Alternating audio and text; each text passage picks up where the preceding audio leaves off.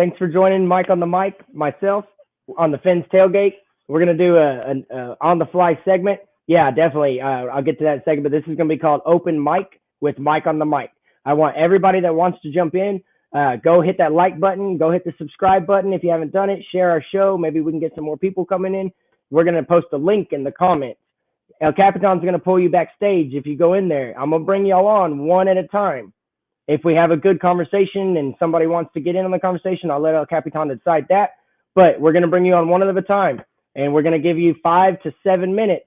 I'm going to try and keep it at 5 to 7 minutes to jump in, and let's hear it, guys. There's a lot of people frustrated in that last video. I saw y'all in the comments. Make sure you jump in because I'm ready to discuss this with you and kind of do some Miami Dolphins therapy. So with that being said, I'm just going to kind of give y'all a little bit about. I saw Estefan saying that there's breaking news. He can't release it till March. That we're gonna hang on. Let me see. Capitan.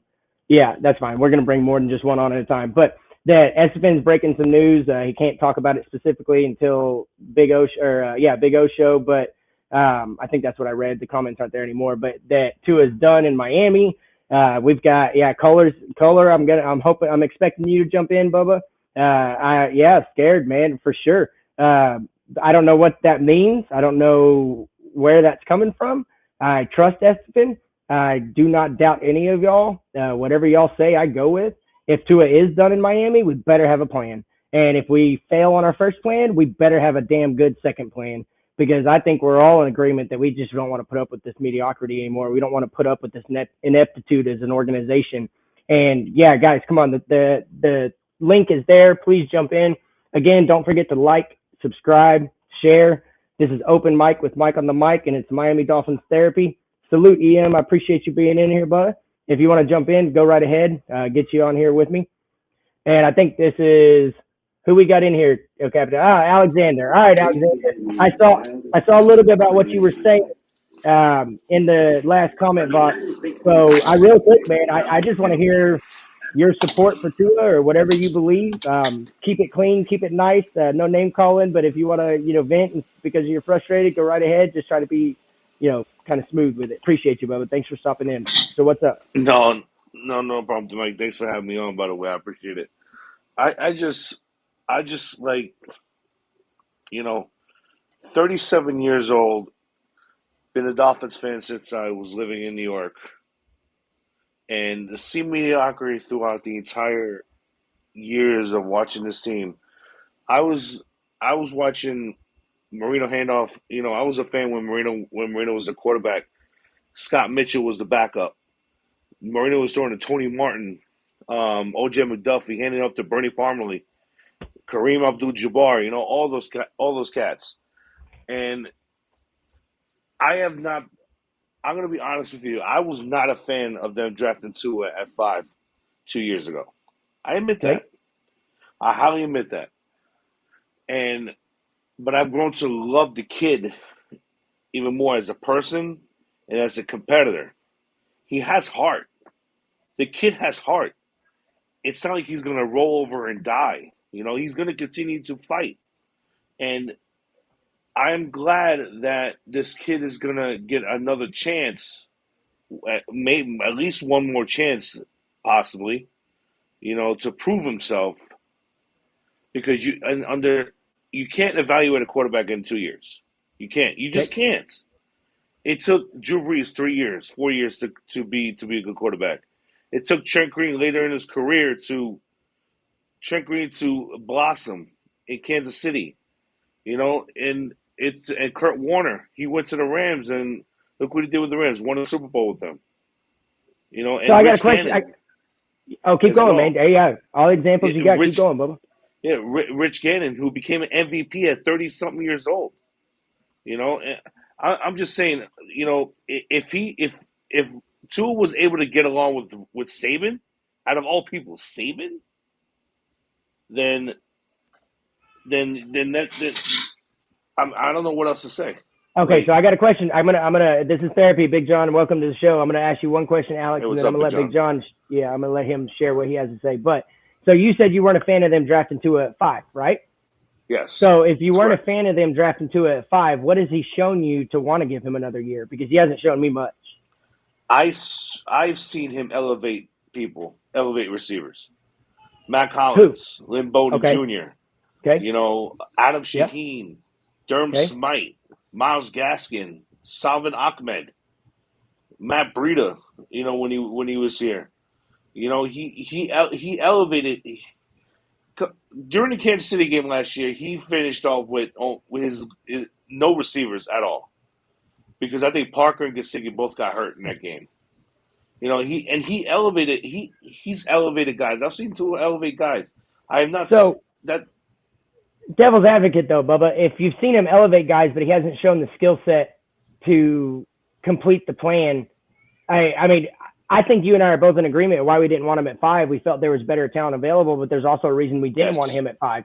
So the only reason I asked you that question is because I wasn't a fan of getting Tank for Tua. I was a fan of getting Justin Herbert, and I'm on record saying that. And I know you can't go back in history and change that. So bygones be bygones. But he hasn't shown me enough. Oh wow! I wanted Jordan Love. We'll get to that. Yeah, we'll talk about that on the next open mic. You definitely have to come back. But so I want to get Big John here in a second, but he just hasn't shown me enough to wait another year. And I get that, I'm not disagreeing. You can't make a fair evaluation in 2 years, especially with the crap that he's had to deal with everybody being hurt, his offensive line, the rotations, everything.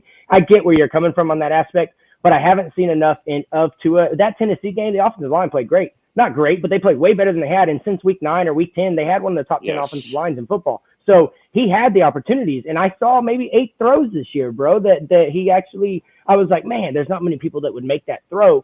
But that was it. I see 8 throws from a Burrow, a Herbert, a Rodgers, the veterans. I see 8 throws a game from them where you're like, oh, man, nobody else could have made that throw. But we'll get back to you here, Alex, because you're going to stay in here with me. But Big John Stud, what's up, my man? Welcome to Open Mic. Hey, Big John, how you doing? How you doing, bro? How's everybody? Doing good, man. Ready to hear this gold that's about to come out of your mouth. I don't think every time I talk, I speak gold, man. I just, when I was talking to Donald, man, I speak what they tell me. I have sources in the Dolphins, man, and people like I've said a lot of stuff that people hear every single day that I know, and I can't say it because they tell me not to say it. Like I have a homeboy of mine that I've known for 20-something years. You know what I'm saying? Yeah.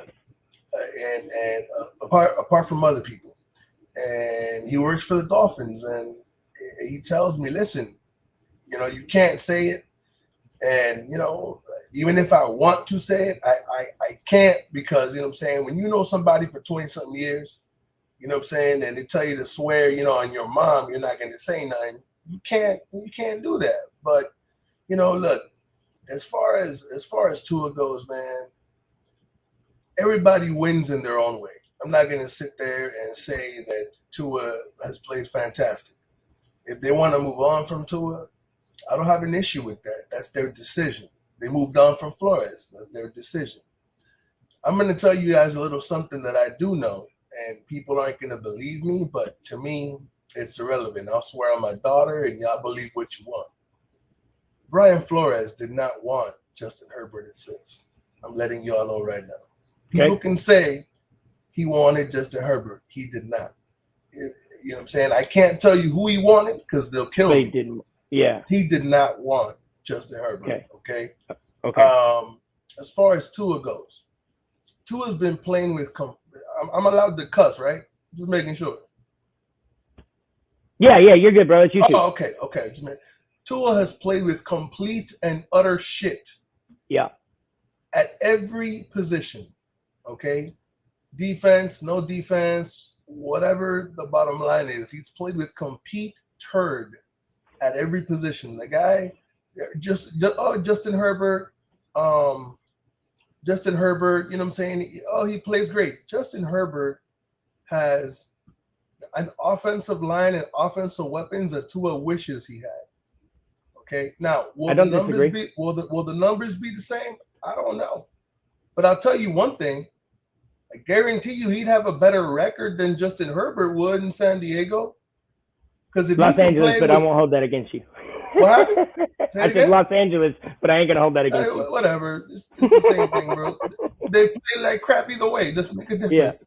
Yeah, so I got a question because you got some information you said you can't share, and I'm not going to dig too much, but I do want to ask you, do you stand by a statement you made on a previous show about a certain quarterback staying in place and you promised that it's going to happen? Is that still something you stand by about a certain quarterback not going anywhere? Absolutely, I stand by Tua not going nowhere. Okay, I just didn't want to get you in trouble. I was just no. That's never been. From what I understand, from what I've been told, I mean, at the end of the day, people have a right to change their minds. Okay, if what I was told they changed their minds in March and they trade Tua, okay, well, I'll come up and be like, listen, I'll tell you beforehand. Hey, listen, Tua's not going to be here. Gotcha. You know what I'm saying? From what I understand right now, I don't care what news they break. I don't care what Estefan says. The world could end and the world's going to bend over backwards. From what I've been told at the moment, he's not going nowhere. Now, if that changes and I find out, I can't tell you who told me, but I'll tell you, hey, listen, this is going down. Cool. Alex, what you got anything to say to what Big John brought up? No, I think I'm right there with Big John. Just waiting for the day that it happens. If it does, it does. If it doesn't, it doesn't. All right. So real quick, go ahead. No, I was gonna say next season. If Tua's the quarterback, great. We'll ride with him. I'm gonna stand by the kid. But if the Dolphins have another quarterback under center, I'm still gonna cheer for my boys. Okay. And I wanted to touch on that. And real quick, the way we're going to run this now that we're getting multiple people in here is a producer in the back, El Capitan. He's going to keep you muted until I bring your name up that you can speak, and I'll pay attention. And Alex, if you want to unmute your mic when you do have something, just mute it right quick so I can watch yours. Kohler and Big John, just let me know when you want to talk. But real quick, Alex, gotcha. I did this on a segment before about how I'm a Miami Dolphins fan.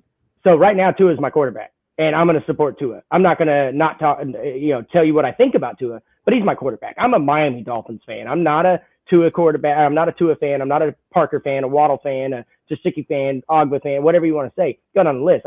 I like the players on the team, but I'm a fan of my team. So I stand by, if he's here, you're going to get my support. I'm not going to be nice with what I have to say on my evaluation, and I'm an amateur, so what does my evaluation matter? But I'm going to tell you what I see. And if, I'll say what I have to say, but I'm a Miami Dolphins fan, so I appreciate your perspective on that. Kohler, thank you for jumping in. I see your eyebrows got all pretty. You never shown your face, but it's okay. But what do you have to say to either what Big John brought up or Alex said, or if you have something new you want to bring up, go ahead, man, and Mike's yours. Well, first of all, I'd like to say that I absolutely appreciate and respect both of what Alexander and Big John said. I don't have any sources inside or anything, so I can't refute anything like that. You know what I mean? And I also, my own eyes tell me that there's probably a certain amount of truth to a lot of what everybody's saying, whether they hate Tua, love Tua, hate Flores, love him, hate Ross, love him. If there's any of those, does anybody love Ross? Can we all agree on that? I mean, I think that's not right now. Other than he hasn't moved our team to another city, so we could at least credit him for that. He has been. He has. Big John. I'm sorry. Hang on, Alex. Go. Okay, Alex, you first, Bubba. Go ahead. Alex, I was gonna say, I can't say that Ross has been a horrible owner. I'm not gonna sit here and say that. I mean, he's tried. He has exhausted. To add to that, I'd just say I witnessed while living in St. Louis for 10 years. I witnessed firsthand with the local media and everything what happened with the Rams and Stan Kroenke. So trust me, our owner is not as bad as people want to hold him out to be. Trust me, that is a trash human being. Stan Kroenke is a trash human being. All right, Big John, what you got to say? That's my opinion. No, I was gonna sit there and piggyback off what Alexander said. Listen. He hasn't succeeded, but it hasn't been for not opening up his pocketbook. The guy's got bread, all right, a lot of it, and regardless of the fact, whenever they've needed to take out money for something, he is the last one to say no. Now, look, the biggest mistake he ever made, and we're not talking about Flores, out of every coach he ever hired, how you could sit across from Joe Philbin and hire that guy is just beyond. It's just beyond me. It really Yeah. is beyond me. Every week that man would go and say, "We need to get rid of this person. We need to get rid of this person. We need to get rid of that person." To the This is point Joe that they Philbin. sat there and go to him. They sat there one time. Listen, we can't get rid of everybody you want to get rid of. You have to learn to communicate with human beings. You know, so Part I of the mean, reason- that's the one mistake that I've ever seen him make that I just don't get. There's no way in hell that I would ever hire Joe Philbin to coach Well, anything. Big Go ahead, John, Alex. it's funny. It's funny that you mentioned that because I think that actually the worst move he made was bringing Mike Tannenbaum instead of Joe Philbin. You know, I put that move on above the list. You know, bringing Mike Tannenbaum, but as piggyback of what you were saying about Joe Philbin, we all saw in Hard Knocks what kind of person Joe Philbin was. We all saw it. That's We all. all That's saw all that. scripted. And That was the most I don't know comical about that, show. Mike. I know. of all I'm giving you a time. hard time. I don't believe that. I'm just throwing comedy. But But it's just you saw the way he handled the locker room yeah, and the captains, Carlos Dansby, Cameron Wake, you know, all those guys that you gotta you think about that and you're like, really? This Yeah. guy's a freaking crab. yeah. He's a freaking joke. So and so I want to say this about Stephen Ross and Alex. We're going to give you a couple, one more time to get some run, and then we're going to take you backstage. You can stay back there if you want. We're going to bring a guy named Tony on. Thank you for stopping in the backstage, Tony. But real quick on Ross, I'm not going to disagree that he's been a really good owner as from the financial aspect of things, willingness to pay certain people and all that kind of stuff. And he has kept Miami here. He got a new stadium built, all that kind of stuff. Like, he has been a great owner, but he has made bad after bad, and because there's no results, Yeah. bad after bad after bad football decisions. I agree. And the football decision of Stephen Ross needs to go away. If he wants to be an owner and give the GM give Chris Greer, if he's still here, give him the full capability to do whatever he wants, and he just has to sign a check. Perfect. But his Can I football ask you- decisions, can I ask- if he steps can I ask in, you a yeah, go question? ahead. Yeah, Okay, so if he's the owner, all right. I mean, I don't really get into their day to day. I mean, what I know because of people, but I don't really get involved in their day to day. But my question is, so if he's the owner, is he the one that would pick the original GM? pick the original GM, like when he got there. Well, not only when he got there, but let's say they clean house. Okay. Right. Let's say he gets rid of Flores and he gets rid of Greer. Who would make the decision to? I pick think the it would be next the team GM? president, Garfinkel. Yeah, I think so too. I think it would be Tom Garfinkel too. So Well, are you saying that he doesn't really have a whole lot of input?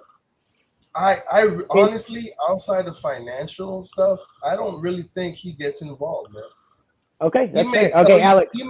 he may tell you what he wants, but as far as him, he doesn't know sports, dude. What does he know? He knows business. Yeah, and he's proven that. Jerry Jones is, he actually played the game, so at least he's the business side, and he has, he's senile now. But And anyway, if I could just coattail on what Big John said. Yeah, hang on, Kohler, give me 1 second. You're up next, I promise. But Alex, I'm going to give you, 1 minute to say anything else you have on your mind. If you want to just, bring up something that was said, I'm going to give you 1 minute, and then we're going to bring Tony in, get you in backstage, and Kohler, you're up next. Just real quick. I think Big John. I actually think it's Garfinkel. Honestly, that makes a decision. I think Ross has input in it, but I don't think he has much of an input because when the whole process of hiring a GM, remember way back, I think Don Aponte was actually involved with that decision along with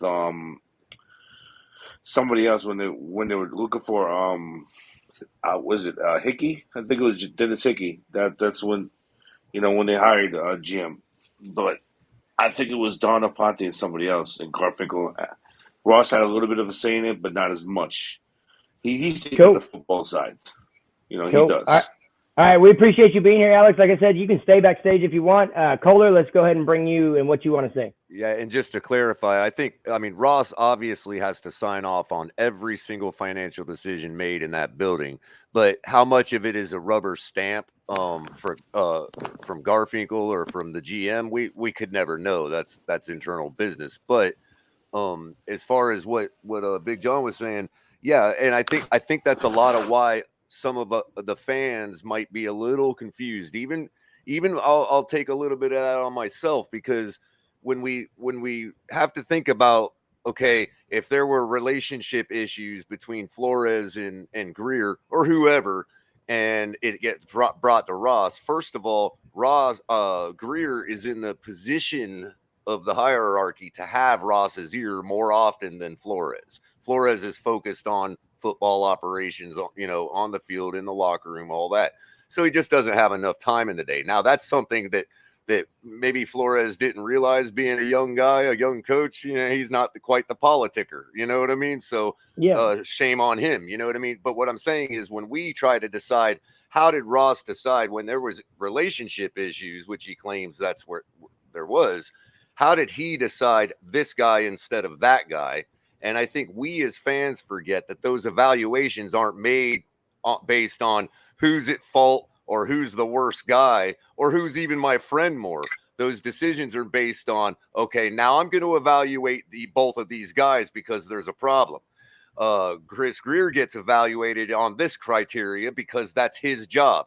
So Ross looks at it and says, has the organization made money? And do we have a nice roster? And we could argue till we're blue in the face about the individual choices, but overall, we all could agree. We all love our team. We all have a nice roster. Okay. So Greer checks those boxes. Now Ross is saying, well, okay, so let me look at the other guy to make the decision, because I wouldn't pick him. Now he looks at Flores and says, we were 10-6. Now we're 9-8. Everybody hates the quarterback. We're losing, the quarterback doesn't look good for whatever reason, whether you blame Flores or not, whether it should be his responsible to teach Tua how to throw wet footballs or not, it doesn't matter. Tua doesn't answer to the owner. Flores does. You see what I'm saying? So now Ross is like, well, this guy over here, based on what he's supposed to be graded on, gets an A or a B- or whatever we want to say. But this guy over here, based on what he's supposed to be graded on, gets a C. So that's who I'm firing. So real quick, I want to say welcome to Open Mic Night with Mike on the Mic on the Fins Tailgate. Anthony, thanks for stopping in. Kohler, I think you hit some great points. And Alexander and backstage. One more thing real quick. I just want to say, pat my own back, toot my own horn a little bit. Last night, I called it. I absolutely called it. The report from Barry Jackson about Flores demanding full control, I called that. Just saying, with no inside sources, just on my own eye test. I called that. So I just want the credit. That's all.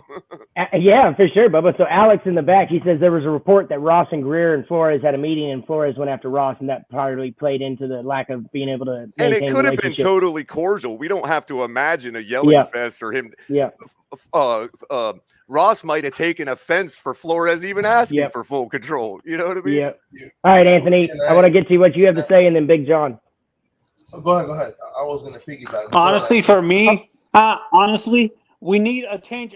Honestly, I know this is not what the older generation of fans want to hear, but to me, we need a new owner, a new ownership for the team. Maybe get a guy like Jorge Mas, the guy who owns the soccer team now for the MLS. Why not have him? Hey, can you guys hear him?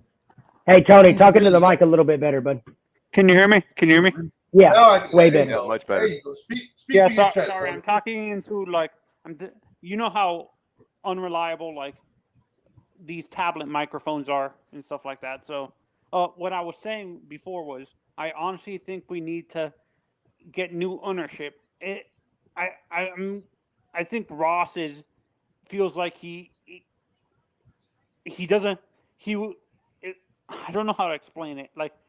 Well, here's my only issue. Here's my only issue with getting new ownership is Ross has to want to sell, and I don't think he wants to right now. I think he's getting close. I think he's been on record saying I'm 81. I don't want to waste any more time. But Big John, you wanted to piggyback off of Kohler real quick, and then we'll get back to Tony. Let me piggyback off everything everybody said. Listen, first of all, the team is already sold to his partner. So the moment Stephen Ross leaves, there's already somebody in place. Oh, that's cool. Okay, good. His friend already, one of his friends there, the group, The protege, bought the one team. of his proteges. Yeah, it's already sold. You guys just don't know the guy's name yet, but it's already sold. Now, Gotcha. to piggyback off of what Color said, I have it on. Trust me, it was not cordial. Okay, That's fine. That's fine. I can take that. No, not you. No, I'm not saying you. No. I mean, I can accept that. I could accept that it wasn't. Oh, no, cordial. yeah, I'm no. just I saying, have it on. you know. I have it on good authority. Okay, that Ross went up, and I said this is. I don't know if you saw the show today with Dono. I don't know if all of you guys watch Dono or don't follow Dono. I said it today. Yeah. Okay. He went off.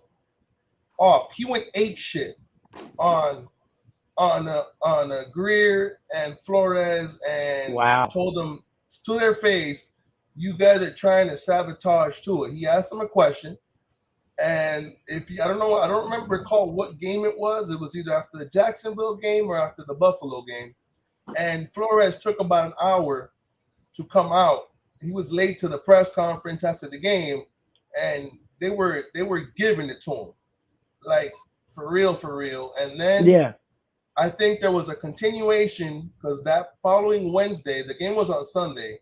The Wednesday after, okay, my source told me that 8 o'clock in the morning, Stephen Ross, Chris Greer, and Brian Flores were in a meeting, just them three, and you could hear the shouting outside the facility. He was giving it to him again. So I mean, that was after the Buffalo game. That's after Xavier Howard went out and made the first. He threw the first shot because Xavier and Brian Flores can't stand each other.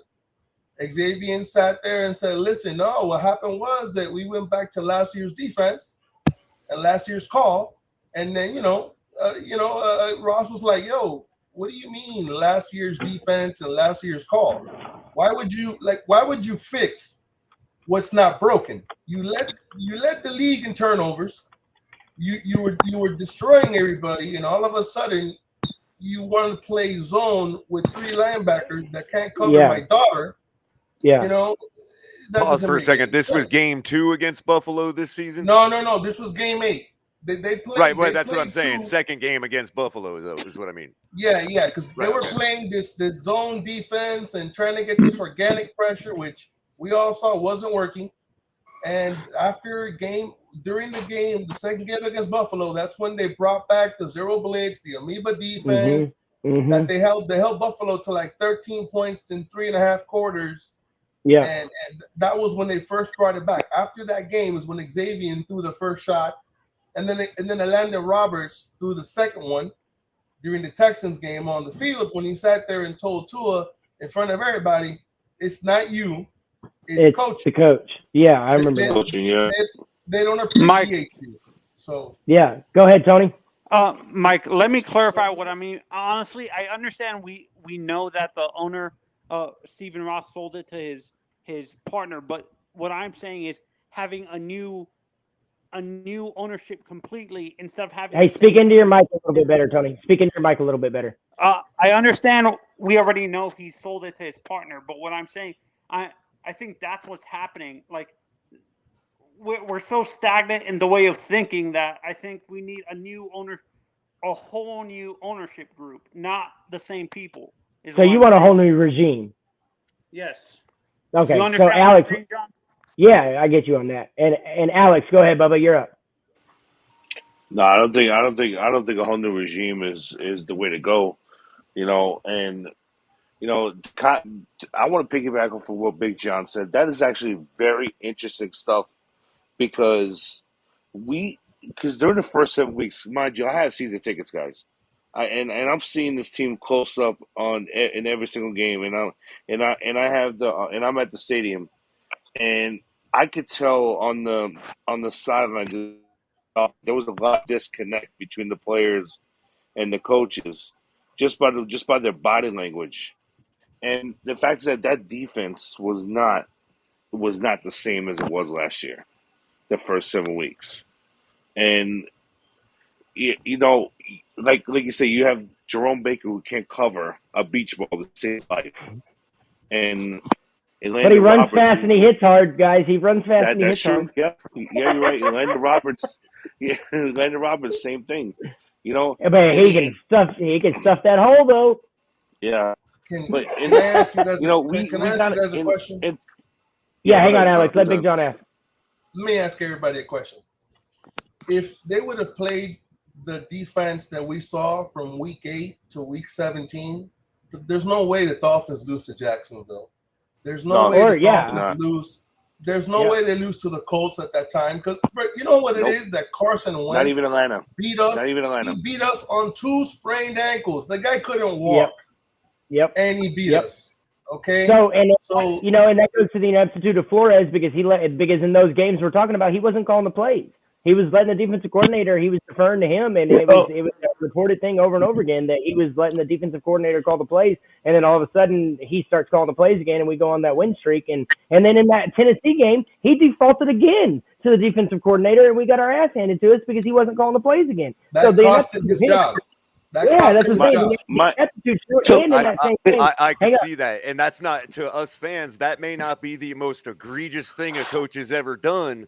But again, going back to what I was saying, when you evaluate the individual men on what they're supposed to be evaluated on, those mistakes could have got Flores a couple more wins, and maybe he would still have his job. Yeah, I agree. Yes, and another thing. In other words, what would have made a difference for Ross to say, "You guys just need to work it out. I'm not firing either of you." Yeah, it would have been more wins from Flores. I wanted Alex first, Tony. Alex first. Right. Oh, sorry. I wanted to go on another thing is that the 7-game losing streak going from 7 straight losses to 7 wins, I don't buy the narrative that Flores was the reason why they won in that 7-game streak. I think it was more of the players. They're professionals. They were pissed off, yeah.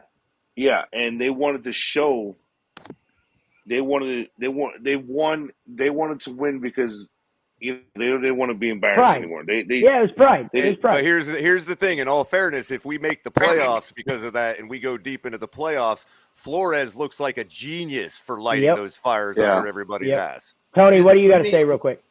Go Big John. Go, ahead. This is a question specifically for John and Kohler. I asked Mike this question. This is my dream coaching staff: Marvin Lewis, Ken Dorsey as our OC, and Mike Zimmer as our DC. Thoughts? I want your thoughts. John first, and Alex as well. To me, my biggest concern, and I'm gonna, before I answer your question, let me say something. Look, you're the reason why, Alexander, you're incorrect in what you're saying, or you're not grasping the entire concept, is because Brian Flores, he went. Look, to me, the reason why Stephen Ross went off on him, okay, and he asked him, "Are you trying to sabotage Tua?" is because if you notice, after the trade deadline went away, after the Deshaun Watson situation was put to bed, is when he went back to the defense, when there was no doubt that Tua was going to be the quarterback. Okay? I got you. So you're sitting there trying to make this kid look bad. Okay? We find out that the kid could play against Baltimore. You didn't want to play him, not because of his thumb. It was a personal issue. Mm-hmm. I know that for a fact. Mm-hmm. I can't get into stuff, but that was a personal issue. It had nothing to do with his thumb because he threw a 45-yard bomb to Jalen Waddle. I remember it. Yeah, I remember it. Okay, so there's no way in hell he couldn't throw the football. So we were all asking ourselves that question: is why wasn't he in the game the whole time if he could do that? Because there's always been a personal rift between Flores and Tua. Flores had a You vendetta. found out yesterday. I already knew. I couldn't say it. He tried to get Tua suspended in March For for drug testing, yeah. PEDs. How Yeah. can you sit there Yeah. and play football for a man who's consistently trying to fuck you over every time you turn? People have to think about that too. Oh, well, his performance is bad. He's not playing well. He doesn't throw. I want to see how many people can actually work under those conditions and play football. The fact that he didn't kill Brian Flores is incredible. I So, would have yeah, lost my mind. So the Tennessee game, when Flores was ripping him a new one, and he had the patience to just not even look up and not even respond. So I mean, that goes to the narrative that they didn't like each other. But You didn't hear that he actually He told stood up. Tua- He stood up Tua to Flores in told the Flores, locker room. fuck you. Tua Yeah, he stood up to went Flores off in the on locker room. Flores. that's probably right. And they showed the He said last pretty bit much of that you when can't they touch got me on the like camera. See, John, this is why honestly I wanted Herbert, but I was cheering for Tua to be successful. I preferred Herbert as a quarterback because of his strong arm and stuff like that. But I understand why they chose Tua because of his accuracy. But you, as a Dolphins fan, you had to admit a little bit that Tua had his limitations, and it was covered up by the. He said that. Big John said that. He's not questioning that Tua hasn't. Let me wait. I don't want to take up. I want to let everybody talk, but I'm going to ask you a question because you say something, but I need you to give me context. I want to understand what it is that Justin Herbert showed in college that he had a strong arm, because that man was inaccurate in college. We're not saying what he turned into here. In college, there's not a human being alive. Out of every 100, 97 would have picked Tua. The guy threw for over 7,000 yards, 98 touchdowns, and 11 interceptions. We're not counting the ones that he ran in, and he didn't even play the fourth quarter because he was scoring touchdowns so fast. I'll give you my context. For me wanting Justin Herbert, honestly, the lack of talent that he had around him proves the fact that. Can you say he was unsuccessful a little bit because of the lack of talent? If he had the same talent that I don't think if Herbert was in Alabama, if Herbert was in Alabama, exactly. then it may have been a different. But I do real quick, guys. We got a new guy in here, Andrew. Thanks for jumping on open mic night with Mike on the mic on the tailgate. Introduce yourself real quick and let us know what you got to say. How you doing? I've been a Dolphins fan since '95. So yeah, so I was just saying, like, on Flores' defense, like he's been with the Patriots for over 15 years, and seeing a quarterback like Tom Brady, I think he knows more than any of us on this panel what a good quarterback is. And if he choose Herbert over Tua, it's because Herbert looks more like Tom Brady than Tua. It's common sense. Tua's left-handed. Only one quarterback in the history of the NFL's ever won a Super Bowl left-handed. You know who that is. I'm going to say it. 3. Steve Young. Tua is 6'1". Only two quarterbacks in the history of the NFL's ever won a Super Bowl under 6'1". That's Drew Brees and Russell Wilson. And they did horrible in that Super Bowl. Horrible. Their defense won in that game. No. Go watch the stats. Go watch your stats. Go watch the games. Go watch the games. Go. If I remember correctly, that Seattle team was 9-7, limping into the playoffs. When they destroyed Denver, the defense shut down Peyton Manning. It was like 47-3 or something. The defense shut down Peyton Manning. They put it was 44-12 on the defense. Was the final score. The defense killed Peyton Manning. It was the defense. Big John, respond to Andrew real quick. Andrew, I don't know what you're comparing, but I'm going to ask you a question because. No, I'm just saying because you guys are going off on Flores about if he sabotaged Tua. No. Bro. No, you know what? Well, wait. He did sabotage Tua based on Stephen Ross. I know other things that people don't know, but that's not where I'm going. Here's my question. First of all, let me just answer your question from one perspective alone. Okay. If Stephen Ross, if Brian Flores wanted to protect Tua, okay, Jesse Davis should never have played a single down unless somebody died. He is the worst. He is ranked 82nd out of 85 right tackles, he cannot block my daughter, and she's 2. Okay. Okay, Jesse Davis Okay. falls backwards. My daughter knows Yeah, to that's pretty fall funny. forward. It did take the Okay, last game now- for them to put in Robert Jones. Now, Oh, now, no. one second. Go ahead. Now, Go wait, ahead. wait. Now, Go ahead. now, Hey, now, Robert Jones I looked have a good. rebuttal for He that, but go did. ahead. now for Robert your, Jones now for your looked really comparison. good. Now Go for ahead. your comparison. If anybody looks like Tom Brady coming out of college, it was not Justin Herbert, it was Tua. Mm. Tua's Yeah. the one that had the accuracy, the anticipation, the ball placement, and everything Tom Brady does. Tom Brady wishes in his lifetime he had Justin Herbert's arm. Tom Brady cannot throw a fastball. Tom Brady, Okay. his whole career has been, if anybody's a dink and dunk quarterback, Okay. it's been Brady. Tom Brady. Okay. Again. You guys keep going back to college. Tua in Alabama is not great. Alabama is great. You guys need to get over your head. Alabama's winning championships Andrew. before they had quarterbacks. They were winning championships before they had quarterbacks. Stop with this. Tua is great in Alabama. Any quarterback in Alabama is great. The funny Well, thing they all is, look good. the funny To your point, real thing quick, is, Tua's the only Alabama quarterback not in the playoffs because he sucks. Herbert to is your and point, Mac to your Jones is. point. To your point, Andrew, and this is something that I mean, it's facts. Is that name the last successful Alabama quarterback in the pros, and people keep taking them. So nobody's shown that they can actually get None. it done that's from Alabama. So Like Does you guys anybody keep here coming back. actually know And who that the is? thing is, Tua is a college quarterback because he's still completing the RPO. Why is he not playing pro style? Like in the second, he's a second year quarterback. Why is he still playing RPO? And the thing is, when he throws interceptions, they're when he has time in the pocket half the time. It's not like you guys keep blaming the offensive line. This kid is just not it. Get over it. Andrew, Let Andrew, me ask you a question. Go ahead, because Big John. You love to talk about Tua and the RPO, right?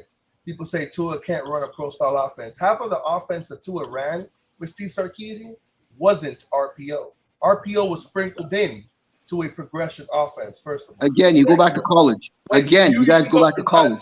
We're talking about NFL. Let me finish. I even forgot what I was. Keep going. I forgot what I was going to say. You guys, again, stop going back to college. What has this man done in the NFL that we should keep going on with him? Forget what he did in Tua college. is We the don't care. best quarterback. He's the number one quarterback in the RPO right now.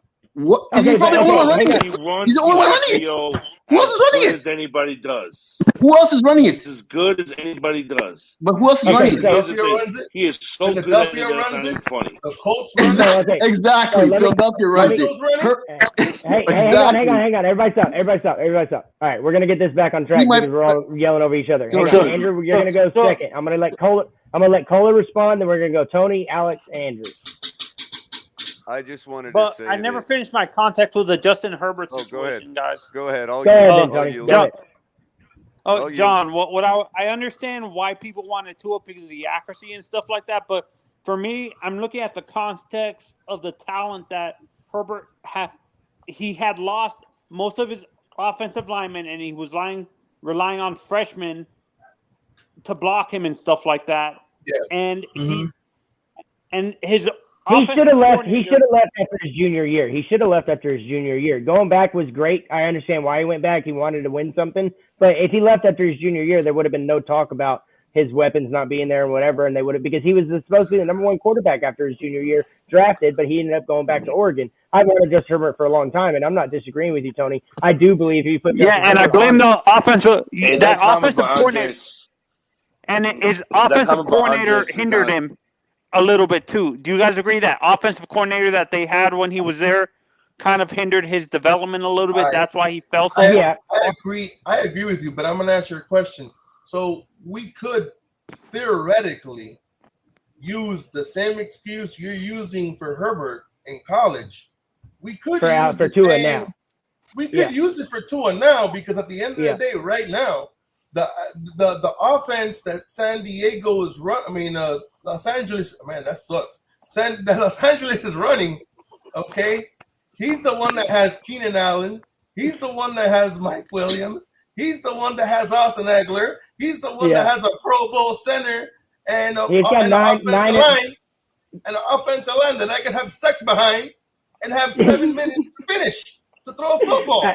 It ain't gonna take you 7 minutes, Big John. It's Yep. okay. But You know hey, what, John, Color, bro. John, I don't need that image. I don't need. hang on, I Tony, don't Tony, think. real I quick, don't Tony, need that Tony. image in my head. Seriously. Hey, Tony, real quick though, Kohler and then Tony. Kohler, go ahead and respond, Bubba.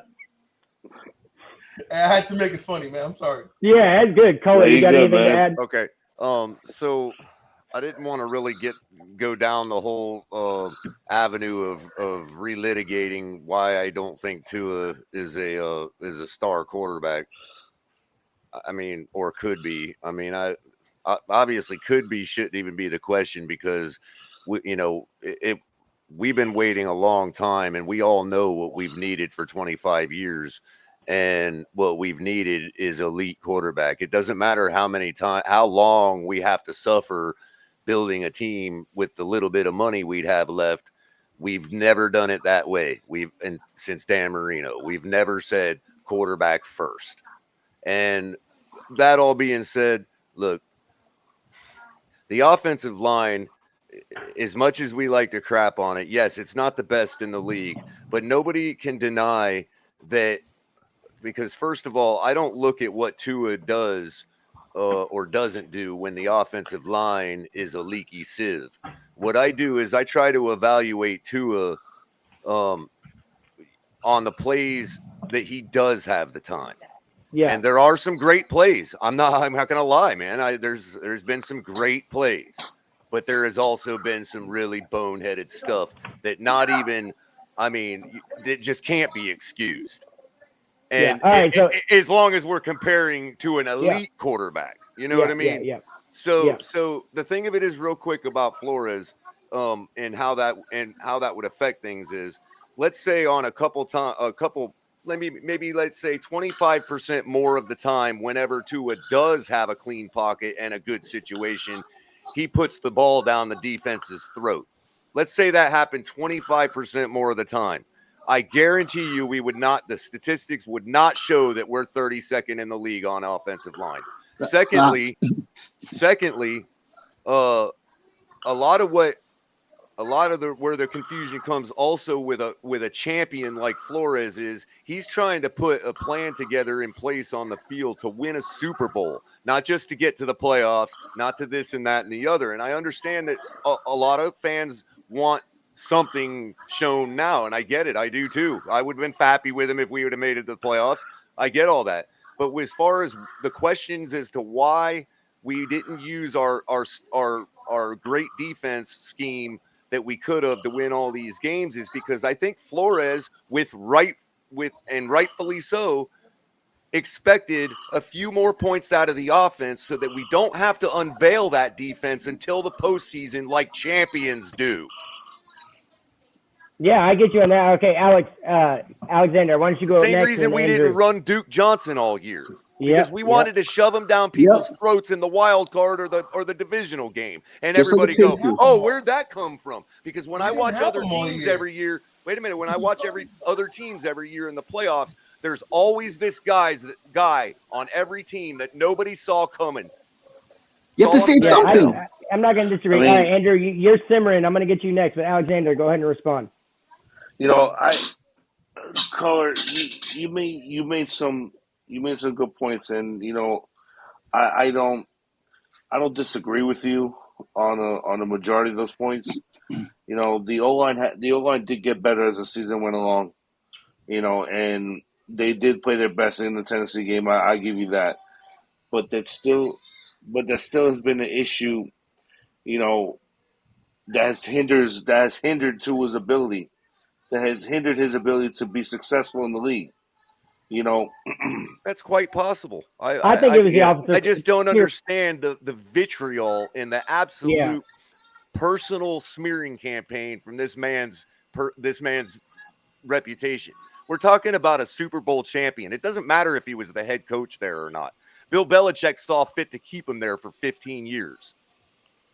Yeah, I get you on And if that. that wasn't going to work in Miami, going to work in Miami, I'm not sore about it. But we need to just let the man rest. It's over. Yeah, you know what I mean. I hear you. I agree. But the fact is that these reports keep coming out every day about Flores. But Woody did this, and But it's and not Woody doing us did any that. favors to look at what we have now still. Because if we're going to sit here and drag Flores for the rest of time, then we're never going to find out what Tua is. Because Yeah, we're going to I be agree. busy looking You at can't that you can't move nonsense. forward. I yeah, agree. You can't move forward if you keep looking back. yeah. All right, Andrew, what's up? You're right. Yeah, like I said, if we're gonna go like Tua versus Flores, in the last 3 games, it was Jets, Saints, and Titans. That 3 games. Let's say that 3 games, not the last 4 games. Tua got sacked 4 times, I think. The defense and the offense outscored Tua. They scored more touchdowns than Tua did. How do you have a quarterback in your defense is scoring more touchdowns than him? And say, It's yo, hard for me to excuse. and say, you know what? When our This is a defense winner. scores, This is what it's we hard need. for me to excuse a loss. It just is. Our defense literally scored more touchdowns than our quarterback, and so for some reason we think this is the guy we should go with. How is that working in people's head? Wait, how did the defense score more than the offense? What are you talking about? Tua. I said Tua. Touchdowns. I said in general. Tua. Yeah. Not the running back. No, okay. Tua. The defense scored So, 4 What? touchdowns. Tua What are scored you 2. talking about? Okay. How much Are scored? you How much? talking about passing touchdowns or running touchdowns from No, that's Tua? not true. Because How much is? because Tua had 3 touchdowns in the Jet game. He had 3 last one? touchdowns in the Jet game, and Tua had a touchdown pass in the New England game. Yeah, one of them. He went 15 to 22. No, so it was the last game. Yards, Yeah, so and our team Jets- ran for more. Yeah, I see what you're saying. It was against the Saints. He had I, zero. Titans, and the I Patriots. know that Duke Johnson had a touchdown at the Jets game because I watched. He had He one did. this Yeah, I watched game. him bring it right into my end He had zone I'm none sorry, I take last that back. game. No, from the So- Tua front had so row. 2 here's touchdowns in the Jet game. Hey, real I quick, take guys. that back. Real quick, Tua guys. had 2 touchdowns in the Jet game. I take that back. And Duke had 2 as well. But the thing is that It's like 4-4. what does that matter though? Your defense. It does matter. It does matter. It Hey, does real At the quick, matter. beginning of the- real quick, but at the real quick, beginning and of we're the gonna get to season, the next we question all out. knew- Maybe I'm old Okay, school. the but reason why it whenever I hear matters, time. The reason why it matters because the reason why it matters we because all knew at the beginning let of me the say- season that the defense was going to carry this let me team. say- Yes or no? okay, Did let we me- all know that? okay, I'm asking them to say you ask why it matters. The reason it matters because defense scoring touchdowns are very rare. Take that away, we're losing those games. Yeah, well, 100%. I agree with you. So real quick, So you before, can't we're say gonna, it doesn't matter. They do matter because they're very, We're gonna very move- rare. we're going to move on to something that I think Kohler brought up, but I want to touch on that really quick. Is in the Patriots game, when you go 15 or 22 for 109 yards and your team runs for almost double the yardage you put out as a quarterback, when you're a team that is known to run the ball all the time, or that's the biggest part of your offense, I get that those would be the stats. But in a game where you're looking, Tua was out there, and granted, now that we know everything that's going on, he didn't really care about that final game. He was just ready for Flo to be gone, or for something to happen to where he didn't have to be with Flo anymore, because it's obvious that they were butting heads. But El Capitan brings up a good Sure. question, and was this a new thing about Flo, or is this a smear campaign? Big John, you go first. Listen, man. None of this is new, bro. This has been going on since before the season, bro. If I would have been Tua, I would have lost my shit in the middle of March. There's Yeah. no way in hell you're gonna drug test me 4 times when I didn't do anything. Okay. Yeah. There's other parts to the story. That's what happened. There's other parts of the story that If that's what can't happened, tell then you. Tua needs to come out and say it like a man. Yeah, I don't know if Tua. Well, I don't know if Tua. I don't believe Tua smeared Flo. I don't believe that from a whole there's- nother. I think there's I do HR not rules believe that we're that. not even thinking No. about here that I don't even think Flores would be able to call for PEDs. I PED don't. tests I like don't that. think. No, Tua he smeared Flo. did. He did. He There, called yes, 4 times. and Flores got pissed Then off. Flo should be fired for that for Yeah, breaking well, the law. Yeah, well, You see what I'm saying? Flores, Because that's HIPAA violation. to be the doing reason that. the reason I heard that Flores and Tua ended up getting into it about the PEDs is because Flores was pissed that somebody leaked it, that somebody told Tua that it was Flo, and Flo was pissed about it, and rightfully so, because I would have been pissed as Tua, and I would have been pissed as Flo, because I trusted that I was trying to do something that maybe was a little shady, but the guy, whoever it was that told Tua that it was Flo, that's the reason Flo and Tua ended up butting heads more than anything, was because he got mad. He got mad that he was trying to do something. And this is all speculation, of course. And yes, Big John has his sources. But if it's something that you're trying to do and you had your confidants and there was, it was supposed to be kept on the down low, and then it gets outed that you tested your quarterback for PEDs 4 times. Ooh, that's a He's good question. pissed off, and then Tua's pissed off. But I want to get to that question really quick. Unless any Andrew or Al, no, we'll go ahead and get to this question. I just wanted to say this real quick.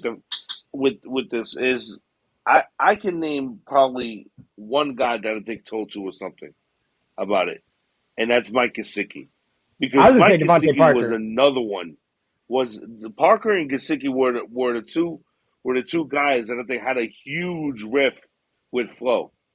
Oh, hang on. I'm putting 2 and 2 together. Big John, just smile if I'm onto something. But there's a reason. I've read lately that there's a reason a certain receiver that we signed to play for us that Xavier Howard had more catches than him. Was there a personal vendetta against Will Fuller, and maybe Will Fuller leaked it to Tua? Because he was like, man, that's some shady shit. Even he coming from Houston, he never saw dysfunction like that. Ooh. I'm just wondering, my eyes are rolling, or my head's rolling right now, that maybe Will Fuller, there's more reason to why he's not playing is because there was a personal vendetta between him and Flo, because he's the one that told Tua. Just my mind spinning. But I want to get to this question really quick. Was Flo always a placeholder coach and he knew it? John, you first. And then we're going to go backwards to Andrew. No, I don't think he started off as the placeholder coach for anybody. I just think that, and I think that he was the main guy. They picked him. They gave him full authority. As far as what he said earlier, to say something real quick, I understand where everybody says, he was trying to, hold the defense because Super Bowl teams, unveil it in the playoffs. There was nothing to unveil. They did it all the year before. There was nothing to hide. It was already shown for an entire season. People knew they ran 1 second, Bubba. So that part I don't get. But no, he knew he was the coach. He knew he was a coach. He just walked around like he knew everything. And here's my question: if you're a Super Bowl coach and you want to build a Super Bowl team, you can't have a staff full of high school coaches. 100%. 100%. All right, Andrew, you're up, Bubba. No, like I said, me personally, when they signed Flo, I had a feeling like this is not going to work out, because I'm from Jamaica, so I'm African American. I'm from Jamaica, and one thing I know, when you have 2 black men in a business of authority, jealousy always rears its head. As in, one's afraid they might lose from the other guy. So like in Tomlin, that most black men are so afraid of. They're so afraid of losing what they fought for. They fire the next guy up. They'll fight the next guy, like Tomlin fired Arians because he knew he was going to be the next head coach. So are you saying that you think this was Greer more than Ross? Greer, because Greer made mistakes to draft to the whole Tua thing in the first place, and then now if it's let's say it's not a mistake. This whole cabal about the argument about him and Tua, it started with Greer because Greer picked the wrong guy for Flo. So if Greer picked the wrong guy for Flo and they're arguing about it, somebody has to go. And Greer is known, right? Greer's known Ross for years. So who's going to pick? Of course, he's going to pick Greer. I'm sorry. Yeah, and on your point there, they it's not like they didn't know Flo before they drafted Tua. They were well aware of who he was. And the other part is shit falls downhill. Sorry, outside of football. Yeah, but see, they say but he was just talking about the power struggle that goes on. Yeah, exactly. Because remember, GM is over coaches. It's not so automatically the coach is going to go first. Yeah, it's not only he's not the best friend, but he's at the bottom of the totem pole. Yeah. He's going to go first. Yeah. So Alex, you go ahead, Bubba. What do you think? Was he a placeholder and he knew it? I don't think he was a placeholder at the beginning, because apparently when I was on Twitter before I came on the show, Pro Football Talk had a report that saying that Ross wanted to tank and Flores and Greer did not want to, and that may have caused the rift. That may have started the rift, which I don't buy. I don't buy that from a load of garbage. But here's the other thing. But Big John said this earlier, is that it wasn't who we all thought that Flores wanted at 5 or at 6 or whatever, but he did not want Tua. And I said this on a few weeks ago, is that I think that's where the disconnect started. Yes. And I think it was because and as Andrew said, Greer drafted the wrong guy for Flo. And so that goes back to the organization being dysfunctional, is if you've got a coach that that you're well aware I of don't who buy this that guy Greer is. drafted the wrong guy for Flo. I don't buy Well, that. I okay, don't buy but that. want the other guy. You draft the wrong guy I'm for. sorry. I yeah, don't buy if Flo that. didn't want, but if he didn't want him, then obviously it wasn't the guy for Flo. If he was on record saying, I don't want Tua, then you still draft him. Well, you're The wrong going guy against for what him, your yeah. coach just asked you for, and your coach just told you, I don't know if, basically, I don't want to coach this guy. I don't know if he's going to be worth it, or I don't know if he's going to do it. Whatever Flo's reasons were. But yeah, go ahead, Big Greer John. and Flo worked so Let well. me. They were at the end in of the day, conjunction. this is at the end. They were in conjunction on everything. But They were in it's conjunction proven, on but it's out now. everything. Yeah, but it's out Outside now looking that in. Tua, but it's out now that Flo didn't want Tua. Big John, respond. All right. Tua Tagovailoa was a Greer pick, but at the end of the day, the person who wanted Tua more than Greer was Stephen Ross. Okay? When the owner wants something, the owner gets what the owner wants because the owner pays the bills. Signing checks. That's simple as that's I as was simple told- I as was that told- goes. I was told early in life you ain't made it till you're signing the checks and you're still working for the man. So, yeah, That's I true. agree with that. It How does makes a that lot work of with the sense. Dallas Cowboys, though? Hey, but hang on, Andrew. You asked the wrong guy about this. I'm in a Dallas market, but I'm gonna tell you right now, Jerry Jones has made idiotic after idiotic Because after owners idiotic don't football coach decisions. players. Coaches But do. he has the most. So- But he has the I most mean- successful. But he has the most successful organization in football, in sports history. No, as I'm not far as arguing. I'm not value. arguing. I'm just saying, like, Mike, if an you- owner's gonna Mike, you pick a just- quarterback over a coach, the owner's not gonna coach the guy. Like, I'm gonna coach him. And Jerry Jones, Jerry Jones was Mike just picked up that cat like. Yeah, well, Jerry Jones is a bit. Yeah, I know, right? my cat, she's getting all up in my way. But Jerry Jones is a businessman. And at the end of the day, it's about making money. Somebody said that. I think it was Big John in the last chat. That at the end of the day, it's about making money. And if you're comparing Jerry Jones to Stephen Ross, you're missing the point because Jerry Jones is like left the NFL behind. I'm not value. in that way. I'm just not in that way. But even though you say that, when's the last time Jerry Jones won anything since he Hey, started? no, I agree with you, controlling- bro. I have to defend my Miami Dolphins against the Cowboy fans all the time, bro. Like I get it. They haven't won just as long as we haven't won, but their product on the field has been really good. Yeah, Big but John, Simon, go ahead. when did the Cowboys stop winning? When Jerry Jones fired a good coach and started taking over. That's when they started losing. But That's giving what it Ross to is doing right now. Stephen Jones. He's giving it to Stephen Jones now. Stephen Jones is making all the decisions. Jerry Jones is just the face right now. Let me explain to you where the whole Stephen Ross thing came in, okay? Because this is a product of nobody listening to what he wanted when he wanted it, and he was right. And he got tired of being the owner and everybody doing whatever they wanted when at the end of the day he was right. This isn't the first time. This was the time that he got involved. Okay. Yeah. He wanted to draft Russell Wilson. They told him no. He wanted to draft Lamar Jackson. Yeah. They told him no. And he I love said, the guy. "Fuck you." I am now a Ross fan. Wait, time out. So wait. He wanted to draft Russell Wilson. They told him no.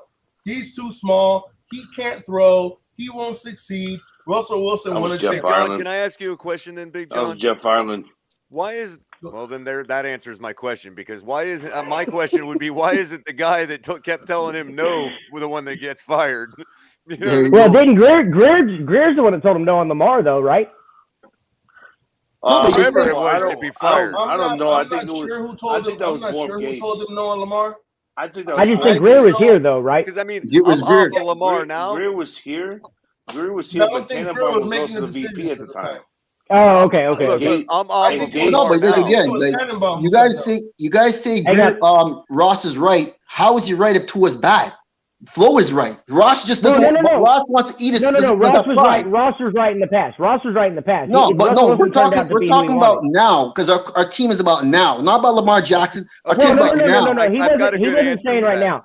I've Hang got on, a good Kohler, and I'll answer get for you. Yeah, I got you real quick. Just let me say what I got to say, and I'm gonna jump to you. Go I ahead. promise. Andrew, the thing is Ross was right about Russell Wilson, and he was right. Well, some people will say he's right about Lamar Jackson. Well, I don't know about that, but yeah. No, I know. I said I don't know some people. That'll be my but fourth listen, point. But listen, Lamar but his Jackson, thing is, but- he had Russell Wilson was probably the one that set him over the edge, and then Lamar Jackson winning MVP set him over the edge even more. Is that he had been speaking his mind of who he wanted. They were telling him no. Finally, he was tired of it and said, "I don't care. You're taking this guy." And so maybe he's not right about Tua. It's all yet to be determined because we are only 2 years in. Maybe he goes somewhere else and he becomes a really good quarterback or an above average quarterback. Who knows? But right now in Miami, we have to deal with him with the product on the field. And Ross was tired of being told no when he, like I said, Russell Wilson won a Super Bowl, Lamar Jackson won MVP. He was technically right about those two guys as far as the success they had on the field. And then he was tired of not being heard. So Kohler, go ahead. And to piggyback on that, there's enough people like Big John, and I'm not saying he's wrong for this. Everybody, we all have our own eyes and our own opinion. We all been watching just as long as each other, and everything's valid. You know what I mean? I think Ross has seen enough or heard enough or discussed enough with people about the Tua issue that maybe he feels like he's not wrong yet. You know what I mean? So he wants to see if he's wrong. But that goes back to my point from last night that, he said it himself. It's basically wanting a third opinion. Now, if that third opinion comes to him during training camp next year with a new head coach, and that new head coach decides to go a different direction, I think Ross is going to trust that.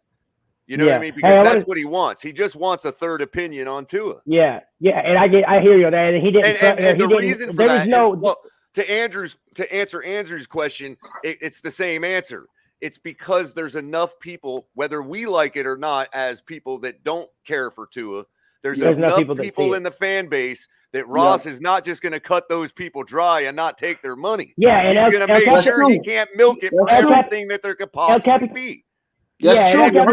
If Tua makes us all wrong, then I'll get out the jerk seasoning and eat the crow, man. No, you're true. You're true. It's right. It's all about money. It's all about Benjamins.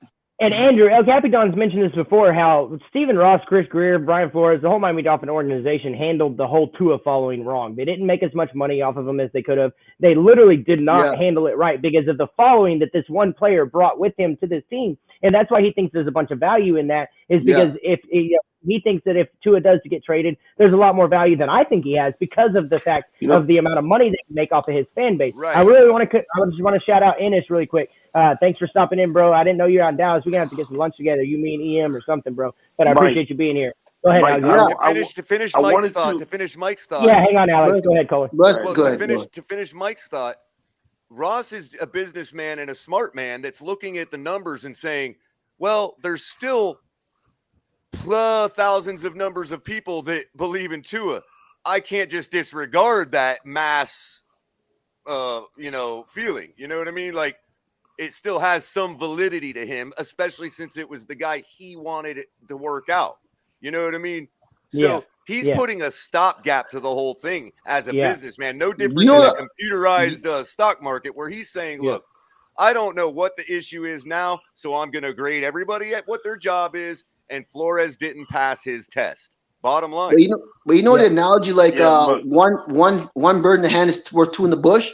Well, those Tua fans are not even Miami Dolphin fans. So when he eventually fails and leave in a few years, they're going to leave in a few years. But right now, that's dollars in his pocket. I'm a Tua fan. I'm also a Dolphin fan. Andrew. I said most of them. Most of them are Alabama fans. Most of them. That's still millions of dollars in his pocket right now. But when they Ross thing for a second. Hang on, Andrew. Let out. Go ahead. I wanted to go back to Chris Greer for a second. Okay. So Greer, I believe, has hit on more than 80% of his picks. Yeah. Okay. Yeah. And all the way from Tunsil to Baker to Phillips, and the list goes on. But we all know Greer's going to be in the hot seat coming this season. Now, if Greer is gone, you also forget of the two guys you have there too, side by side with Greer. You know who they are? Reggie McKenzie and Dennis Allen. Yep. So those two guys could be waiting in the wings as a possible replacement, because we all know Reggie McKenzie is a great GM. he was a great GM with Oakland. He really was. I mean, he found Khalil Mack, Derek Carr. You know, he pretty much Towards put the that end, team though, together. I have a very this is a tangent, but I have a very close friend that is a diehard Raiders fan, and he was ready for Reggie McKenzie to get the hell out at the end. But that's besides the point. Go ahead, Alex. Yeah, but I mean, of course, you know, you wore out your welcome after a while. I get that. Yeah. But All right, Big. Go ahead. I still think that, you know, that they're all in conjunction with putting together this team, and I think that's why Chris Greer has had so much success putting this team together because of those two guys. All right, Big You know, John. I think Greer's a great GM. Like every pick, I think he picked, like even Mika Fitzpatrick, like his picks are like boom. Like he has good picks. He's just one bad year, and that's that year where we had three first-round picks with Tua. No, the the left tackle 2017 and draft we was the a all corner. bad year. have our favorite players, and every one of them were picked by Greer. So Yep, it's yep. No, hard but as much that as we- year with know. Iga Benogamy, Austin Jackson, Tua was Greer's worst year, and that's the year got No, by. Andrew, the 2017 Well, what I draft mean was is- his what the worst I first mean year. round. No, the first. The oh my 2017 draft with Charles Harris. Well, what I With mean Charles is, Yeah, God. Harris. that We was had fine. three I was right. first-round a picks. guy like One of them Deacon not hates even the guy. playing.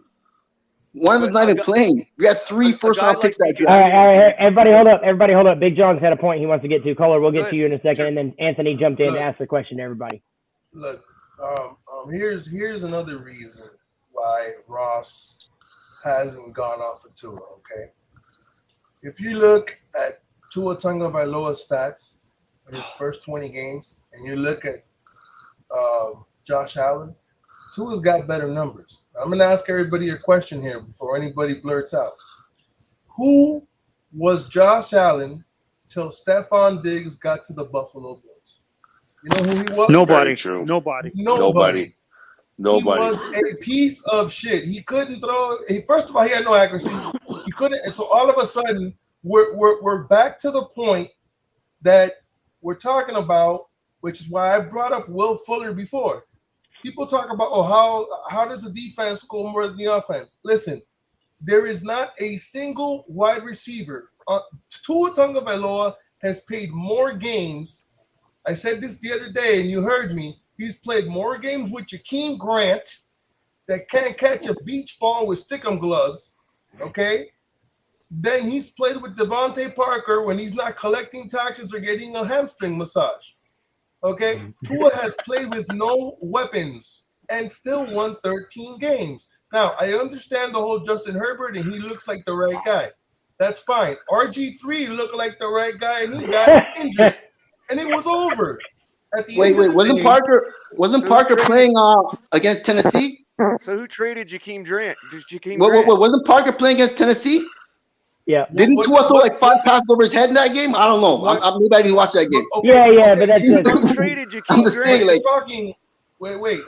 you're literally trying to say Tua is better than Josh Wait a Allen? minute.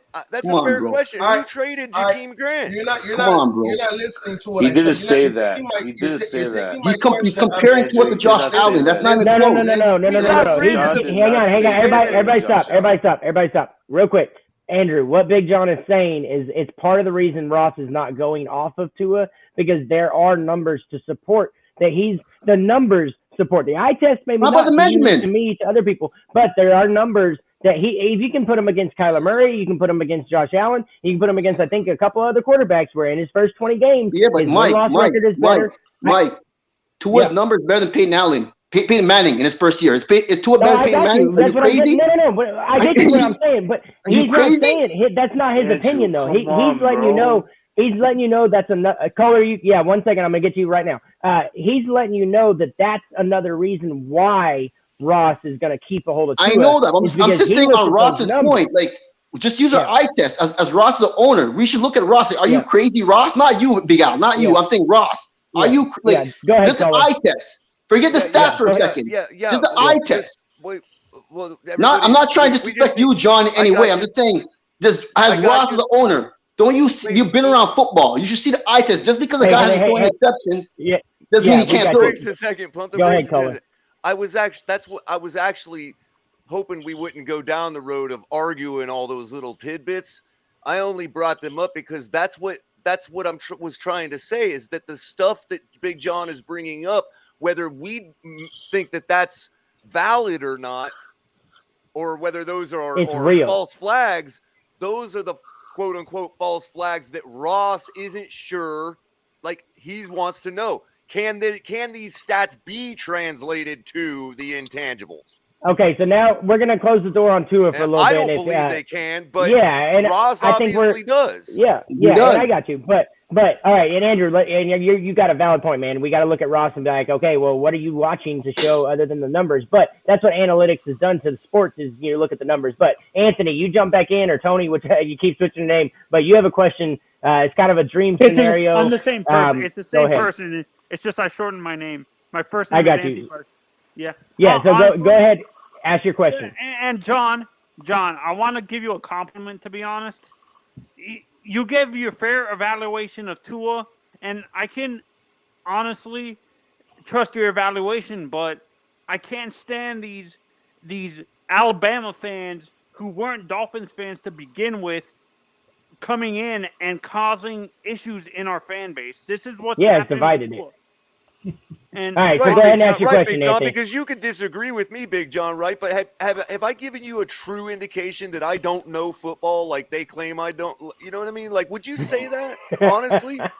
No, but that's No. the problem. This is the problem with a lot of panels that you go on is people, unfortunately, and I'm this is talking what's about happened. everywhere. No, Twitter, I understand. you know That's I mean? what I'm Social saying. media in general. No, but you that's know? what I'm saying. Here's the problem. People, and I understand Andrew's point when he's talking about the measurables, okay? I get what he's talking about. We're talking about 6 feet to 6'4". We're talking about a rocket to an average arm. But at the end of the day, what people Noodle don't arm. realize is this isn't fantasy football.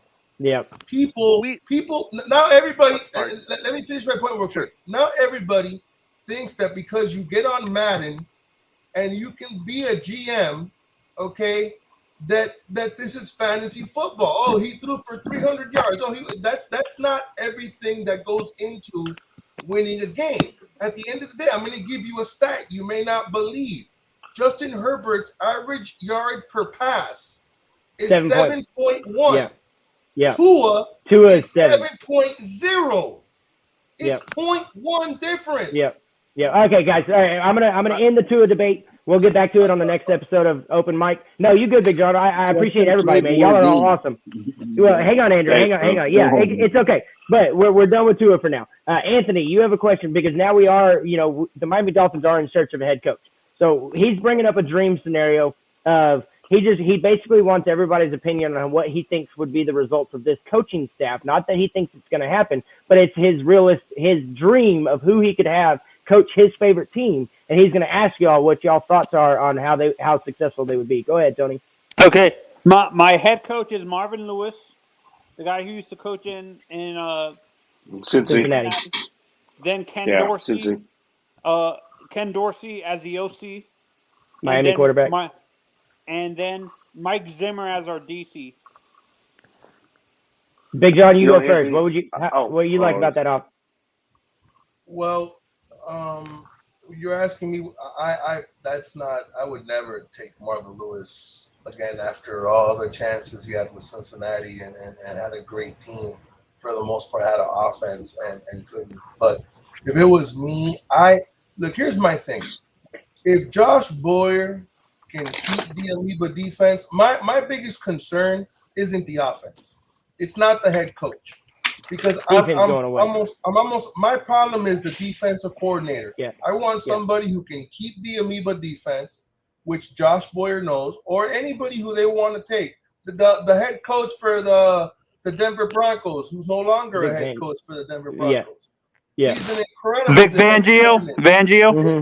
He's an incredible defensive coordinator. So here's what I would do. My dream scenario would be you would bring in, I would prefer either Jim Caldwell or Doug Peterson. Okay. My offensive coordinator would be Steve Sarkisian, who knows Tua, loves Tua, would run through walls for Tua, and has a love affair with Tua, like literally. The same Yeah. way that Stephen Ross wants to have sex with Jim Harbaugh. That's Yeah. how much John, I Steve don't. Sarkisian. John, I Kingsbury think I with just lost Kyler. my appetite just now, bro. Or I- Kingsbury with Kyler. You know what I'm saying? John, could I explain to you why I want Marvin Lewis? And could I explain to you what I understand you don't trust him, but I think the reason why he wasn't as successful is because he didn't. I'm about to go to bed with he my actually- wife, and I have to think.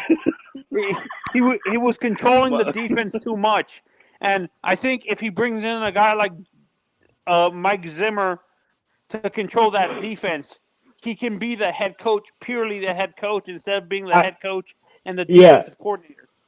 Cool. All right, Kohler. Guys, I'm about to get off. I'd like to. All right, Alex. Hang on. Let Alex go. Piggyback off that when Alex is done. Yeah, Alex is gonna get off first, but that's twice now Yeah. we've gotten visuals out of Big John's mouth that I'm just like, I gotta go. Yeah, I'm with you. I gotta go lay down everybody with laugh. my No, wife. to be serious, I can't. I'll But be serious. Woo. but hey, I just want to give a thought on Tony's scenario. I don't know if I would trust Marvin Lewis again as a head coach. I mean, he lost the Cincinnati locker room in his last year, in his final year. He lost the locker room completely. They just started. I Going can off the blame rails. Carson Palmer for that, though. Um, Carson's ego caused that, actually. maybe I give you that, but as Mike Zimmer as a defensive coordinator, I don't know, because then you got to switch up the whole scheme. I'd rather bring in a guy that runs a 3-4, the same scheme that right now that we have. I love the 3-4. I love the 3-4 defense. Then So, all right. So, who would your three guys be? my three guys would be Doug Peterson as the head coach, or Kellen Moore, either or. As the offensive coordinator, I will bring in Ken Dorsey, right there, as the offensive coordinator, and my defensive coordinator, I will keep Josh Boyer. Okay. And, all right. and Hey, Jared Alexander Alexander as a defensive back coach. But hey, Yeah, good night, guys. Yeah, It's been a appreciate you pleasure. stopping by, Alex. You got anything? Thanks, Are Alex. you on any shows? First time here. What's going on with you? Before you got about 30 seconds. You want to let anybody know anything that's going on? Well, no. I just want to say, it's the second time being on the panel tonight. I was on the panel last night with you guys. Chris has been great. I heard about Chris when I was on the Clock Blockers because he came on there and he started talking. That's how I found out about Chris. But I really want to start my own panel one day. Yeah, let's do it, bro. El Capitan says Good thanks in the back. Appreciate you, Alexander. We'll see you next time, man. Andrew, what are your thoughts? Oh, no, Kohler. I said I'd go to you next. Kohler, what are your thoughts on those three guys, and then who would you like? Well, I have made my support very, very, very clear for Doug Peterson. I think Doug Peterson is the exact type of head coach that we've been looking for. I think that overall, as a middle manager, he checks all the boxes. He's proven he checks all the boxes. We heard what I said about Tua. We all know what I think about Tua, and we all know that whether I believe it's possible from anybody or not, that Doug Peterson, having taken Nick Foles and won a Super Bowl against Tom Brady, I would say is probably the most qualified in the league to give Ross that third opinion that I claim he's looking for. But Kohler, I have a question. I have a question for you, actually. And John, being that you guys want Doug Peterson, but can you use the same losing the locker room argument with Doug Peterson too when he was in Philly? Doug Peterson. Well, I can answer that. Doug, and maybe I'm answering with an anecdote or a pipe dream or a rhetorical answer, but a guy that backed up Dan Marino and is responsible for Shula's 325th win, and has also worn the Miami Dolphin uniform. There's no way a guy like that, if he loses the locker needs to go. Yeah, in my opinion. All right, Andrew. And then I'm talking about I'm not the type of person that concerns myself with places guys were at before. You know what I mean? That's just something I don't really get into. What I do want to say though is I like the idea of some of these younger head coaches or coaches that we're looking at for head coach that are like the wrong idea because, it's the same route we've been trying with some kind of fancy coordinator or specialist or whatever. But I do like the idea of bringing any one of those guys in underneath a guy like Peterson. My second thought is I don't believe we have a shot at getting Watson unless we go with Bieniemy. I read an interesting article that's about a year old that was talking about that being the original rift between Houston and Watson. But put that aside, I don't want to litigate Watson right now. I wanted to answer Tony about Marvin Lewis. I've never been one of those guys that agreed with Stephen A. Smith about you've been with a team for 16 years. You've been to the playoffs almost every year with that team, but you can't make it to the bowl. So you should be fired in favor of a guy with another chance. I'm not one of the. I disagree with that. Now, whether he lost the locker room in Cincinnati, I don't get involved with all that stuff. But I want to say that just today, I watched a podcast. I don't want to plug somebody else because it's not right without you guys. Plug away, Kohler. Plug away, Bubba. Okay. Where were you watching? Well, because it's the first time I ever came across this channel, and there's other reasons I want people to know about it. It's called the Pivot Podcast, and today's episode was titled "Is Marvin Lewis Returning to the NFL?" And they had him on like in a long form interview with none other than Ryan Clark. Ryan Clark's son was the second guest. Who's starting to start his college career, and Channing Crowder and Fred Taylor. And they all sat around and interviewed Marvin Lewis, and that did come up as to whether he wanted to re-enter the NFL. And he did honestly date himself, like, things the way they are now, I don't know. I'd have a lot of catching up to do and this and that. But it's a fascinating video podcast to watch episode all around if you like all three of those guys. I actually shared a football field for a very quick second in spring training down here in high school with Fred Taylor. So I really like the guy. He's the pride of Glade Central, in my opinion. He's my favorite running back of all time. Marvin Lewis, again, for the same reasons that I would go with Doug Peterson. Hey, the players love it. That's all I'm going to say. Players love the guy. All right, Kohler, we're going to let you go, but we wanted you to hang out backstage. El Capitan has some talking he wants to do with you. Andrew, we're going to go to you. Tony, we're going to let you kind of close it on this question, and then me and Big John are going to close the show out. Well, to me, it doesn't really matter who we get the coach, because if we get an offensive mind coach as in Doug Peterson, then Doug Peterson sucks as a defensive coach. We're going to lose games because the defense is going to suck. We have like one Pro Bowler on the defense, and that's Xavier Howard. So if we don't get a defensive coach, we're going to have the same problem again. A good defense, bad offense. So at the end of the day, it's a big conundrum, and people are going to find out the problem is never the coach in the first place, because it's going to be hard to fix this problem. It's like we had a really good defense here, guys. And if we get an offensive minded coach, you have to pray that the guy he brings in is a very good defensive coach, because again, we're going to have the same struggles, except no good defense. We're gonna be losing to Jacksonville all the time, Houston. So if you could have your pick, Andrew, who you want as head coach? It doesn't matter to us here. That's my pick. It doesn't matter who it is. Okay. We're gonna lose. It doesn't matter. All right, cool. Well, I appreciate you stopping in, Andrew. I hope to see you again. Yeah, you have a good night, Bubba. And Tony, why don't you go ahead and your thoughts on everybody's answer? Honestly, I see where John's coming from. The struggles with him not making the playoffs, but John, I want to actually rebuttal your answer to that. Can you actually blame him for losing some of those players? He was facing off against a prime Tom Brady, a prime Peyton Manning, and a prime Ben Roethlisberger at the time. Can you blame him for not beating those guys?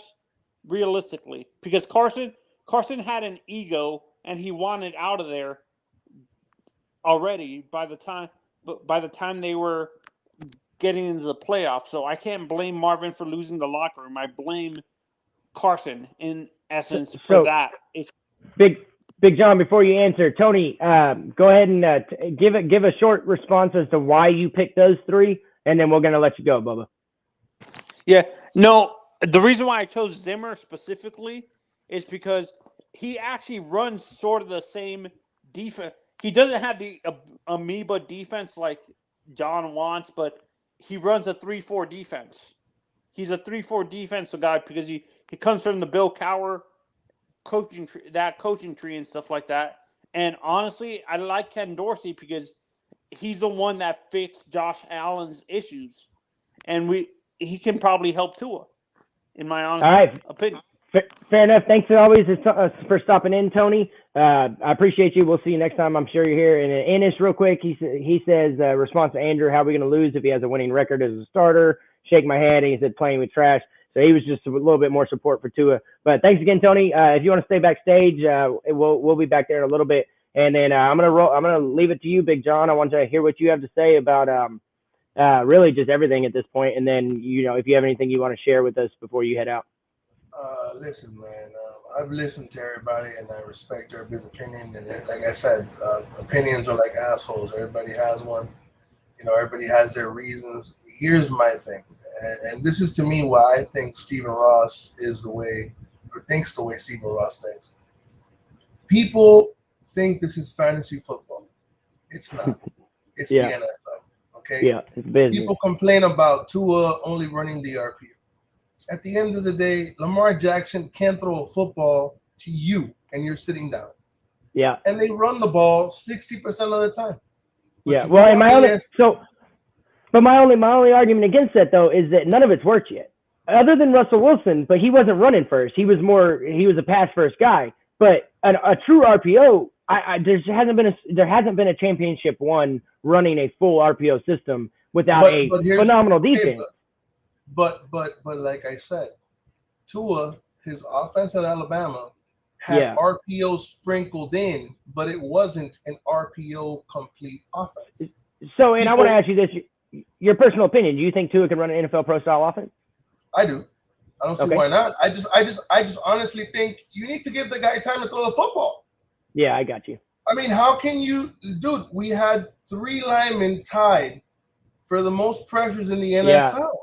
We had 3 of the worst 10 linemen. Austin Jackson and Jesse Davis are drive-throughs, dude. Every time they go by you, hey, can I get a sandwich? Hey, what do you want? Oh, Tua. Come on, dude. Like, bro, you bringing that comedy tonight, bro. You bringing Austin that Jackson, comedy tonight. Can you move out the way real quick? I mean, he's the only 300-pounder to get thrown out of the way like a kite, dude. He's 300 pounds, and he's complete finesse. I'm not gonna all jokes aside. Yeah, I'd rather have Philip Lindsay play left guard. Yeah, he at least wants to protect the quarterback. Dude, yeah. Here's one of the reasons why I wanted Najee Harris. People are laughing when I say it, but it's true. Listen. Oh, running block. No running back. Forget about his rushing. Yeah. No human being alive loves Tua more than Najee. Najee. Yeah, I hear you. Look, if he doesn't block for Tua, he's not going to Thanksgiving dinner. Right? He's gonna die for Tua. Okay? Yeah. And at the end of the day, the kid really hasn't had any support. You have a coach who doesn't like you, who tries to get you suspended. I mean, regardless of the arm strength or the physical limitations, football isn't won by arm queens, bro. Justin Herbert, people are arm queens. Oh, he can throw 80 yards. Listen, Jamarcus Russell could throw 80 off of one knee, bro. And he sucks. So, I mean, let's give the guy credit for what he's done with the shit he's had. You got the 32 ranked offensive line. You're 31 in rushing. Okay? You're running an RPO, right? They should call it the PRO because you pass before you run. Yeah. There's no running game to speak of. But okay, yeah, I get that 100%. But I just want to ask you this: so the numbers, yes, the full season numbers are terrible, but over the last 10 games, they weren't bad.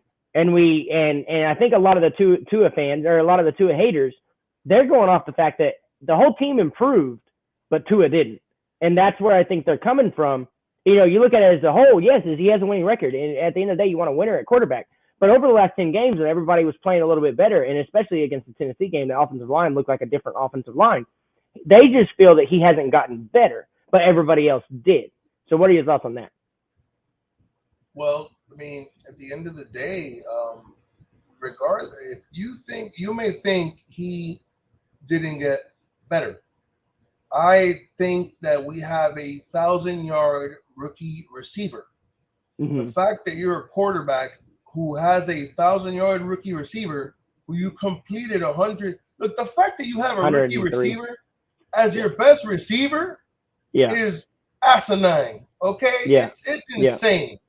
Yeah. Where would the Dolphins be without Jalen Waddle? Yeah. Yeah. Okay, you That'd have been you- 1 in 16. let me ask you a question. Out of the Dolphin offense, right? Let's take Jalen Waddle out of the equation real quick. Give me another receiver on the Dolphin offense that dictates coverage. Who, Mike Gesicki? Nobody. Who's No, Mike Gesicki going to run? Look, the fact that defensive coordinators cover Mike Gesicki with a linebacker is Shows because you they're what he's worth. retarded. Yeah. I would cover Mike Gesicki with a defensive back. He may be taller. Nickelback. Yeah. Who's he going to outrun? Yep. He's not going to outrun anybody. Yeah. And they'll figure it out. He's not even physical. Yeah. I Yeah. saw When him he's on the block. field, I was You know gonna say what when to he's on the pass. field, they know. Yeah, they know we're passing. I also think you're that's why he's gone. So you're playing 10 on 12. Yeah. I mean, Yeah. and yet Tua still found the way to get him the ball. Yeah. So people Yeah. are. I think first of all, the RPO was made that way, not because of Tua per se, but because you're masking the deficiencies of the offensive line. That's what it was made for. They can't block anybody. Yeah. Every time, Tua made some boneheaded throws. So did Justin Herbert. All the time. Justin Herbert threw more pick sixes than Tua all year. Well, and in this last game, he just happened to come back from it, but he threw an interception when they were down 7 or they were down 8. He threw an interception, and if he didn't have those miracle fourth down conversions, they would have lost the game because he threw a bad pick. And he had a better offensive line. Yeah. Let me ask you a question. What do you think the Los Angeles Chargers record would be if With instead of Tua? having Justin Herbert, you gave 2 of those weapons? Look at what he did with nothing. Yeah, I mean, I can't disagree. I would love to see that, and I hope we get a chance next year because at the end of the day, I don't. Right now, my opinion of Tua is based on what I haven't seen. It's not what I have seen because what I have seen, I've said this before. He puts awesome stuff on tape. He has ridiculous throws on tape, but what I haven't seen is the ability for him. And everybody goes back to the Cardinals game or the Chiefs game. But he hasn't shown me he can take over a game. He hasn't shown me that yet. And I want my number 5 pick to be able to take over a game. And I'm not saying that he won't ever be able to do that, but I haven't seen him take over a game yet. Now that it's you and me on here, I'm going to say something that I told EM that I heard from the same person who told me everything else they told me, okay? Yeah. That people don't know, they may not believe, they may think, but when you think about the entire process that's gone on, that's why I say, or people have said sabotage Tua, right? Brian Flores told Tua from people that I know not to throw the ball down the field. Now, listen to what I just said. Yeah. Do you tell me that, first of all, that doesn't make any sense. Yeah, it hinders your offense. That's why people find it hard to believe. When I heard it, I almost fell out of my chair. Well, yeah, but that makes a lot. I mean, and what's crazy is if he's telling them not to throw it downfield, and that's the biggest knock against his quarterback, then that is sabotage. I'm not going to sit here and say that he sabotaged it, but it does look like it from the outside looking in. That if you're telling a guy that the naysayers are just talking about, well, he never throws it past 10 yards. I myself has said he's never thrown, he doesn't throw it past 10 yards enough. But if you have your coach telling you not to do that, and the offensive coordinator's got to listen to the coach, and they're not going to let Tua do that. I wish. Yeah, I see that. That's what he's been hearing all over lately. I really wish Tua would have said, "Fuck you," and I'm going to do it anyways, and made Flores look like an idiot. But if Tua does that, I get why he didn't. I just wish he would have, so then the argument would have ended. I'm tired of the divisiveness, the division in the fan base right now. That's my biggest problem with Tua, is that all the people that can't see they don't see the team. They see Tua, and that's the reason they're a Miami Dolphins fan now is because of Tua. They've split our fan base. You've got the old school people like us and the people that come on this panel more often. You know, some of them don't, but the majority of them, we love the Dolphins. And so for a player to come in and divide the fan base like he has, it makes my heart hurt for my team because like it shouldn't be that way. You know who's guilty of that? You know who started that whole thing? That whole thing was Colin Cowherd. And I'll tell you why it was Colin Cowherd. Did you ever watch the episode that he had with Crowder? Channing Crowder? Yeah. No, I don't remember that one. He had an episode with Crowder, and he had Crowder on as a guest. Yeah. And Crowder was like, listen, if you're talking about Tua sucking and talking about all of Tua's deficiencies, you're talking to the wrong guy. Because I trust in Tua. I've seen what he can do. I saw him play at Alabama. I see what he does in practice on several occasions. You're talking to the wrong guy. And at the end of the day, yes, Miami fans, they don't fucking like you. They think you're a piece of shit. At the end of the day, when Tua was at Alabama, you loved Tua so much, you would have given him your wife and your daughter and let Tua impregnate him. Now, you can't stand Tua because all of a sudden he isn't tall enough and you had an epiphany. Like, you change opinion like you change underwear. And he started this whole thing. Yeah, so yeah, oh, that's funny. Even Dan Orlovsky, the day after Tua was drafted, said the Dolphins now have legit championship hope.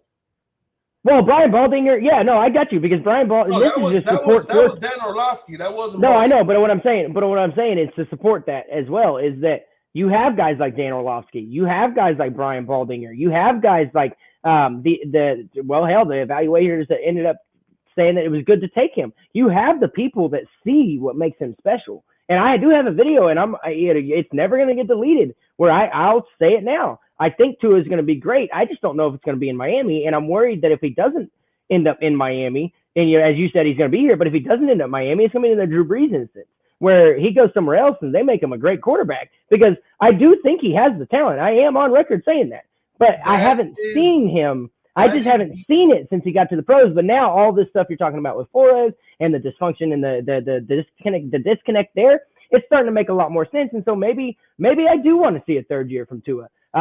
Real quick before I go, or before we let you go, Big John, I just want to, any final thoughts on the first open mic with Mike on the mic tonight here on the Fins Tailgate? I appreciate you dropping in. Oh man, this is great, man. I was actually mad at Chris because this morning he was on Steven's show, right? Yeah. And I was trying to get on because he said something. I don't remember what it is now. And I was gonna jump on to talk to him, and he just took off the bills. Hey, the amount of BS that comes out of Chris's mouth, it's hard to. Yeah, I was gonna say the amount of BS that he spits out, it's hard to remember everything he says, anyways. But no, El Capitan, we love you back in the back, Bubba, and Big John again, man. I really appreciate it. I love your insight. I love the way you're able to reveal certain things and not. But I do appreciate you coming by. You're always welcome. We have cash and tickets with Big Kev and Brandon the Bookie. You can jump on that if you like betting. You got Drop the Mic with me. We're going to probably start doing this open mic with Mike on the mic because this is a new really fun segment. We've got the new TMI Tuesdays with Tonk and Mike. And then we've got, as always, the Fins Tailgate. Check us out on Facebook, YouTube, Twitter. You can check us out on Spotify.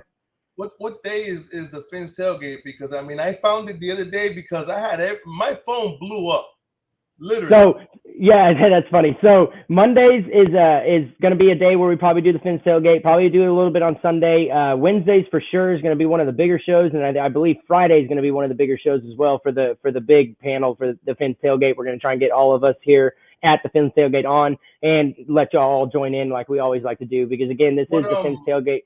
What time does it start? Well, I think the time slot that we're looking for the Fins Tailgate is between 10 o'clock. It's going to be 10 o'clock Eastern. So start about 9 o'clock Central. That's a time slot that there's not really many people in right now, so we can get the most viewership, and we're not trying to take away from anybody else. But at the same time, let's share, let's subscribe. Big John will tell you that's the way we do it, and that's how it's going to help us. And he's seen it happen for many of others. But again, thank y'all so much for dropping by on open mic night with Mike on the mic on the Fins Tailgate. We appreciate you coming in. For me and Big John, it's peace. All right, man.